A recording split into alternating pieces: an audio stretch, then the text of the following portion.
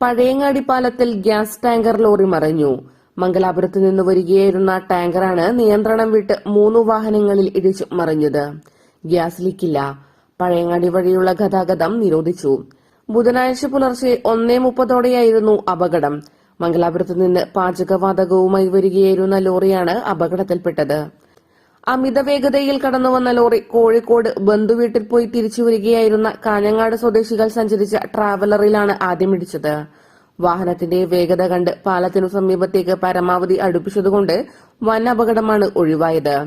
പിന്നീട് മറ്റൊരു കാറിനെയും മട്ടന്നൂരിൽ നിന്ന് വരികയായിരുന്ന എയർപോർട്ട് കാറിനെയും ഇടിച്ചാണ് ലോറി നിന്നത്. അപകടത്തിൽ ട്രാവലറിലുണ്ടായിരുന്ന 8 പേർക്ക് നിസ്സാര പരിക്കേറ്റു. ഇവർ കണ്ണൂർ മെഡിക്കൽ കോളേജിൽ ചികിത്സ തേടി. ലോറി ഡ്രൈവർ കൊല്ലം സ്വദേശി പ്രശാന്ത് കുമാർ പരിക്കേറ്റ് പരിയാരം കണ്ണൂർ മെഡിക്കൽ കോളേജിൽ ചികിത്സയിലാണ്.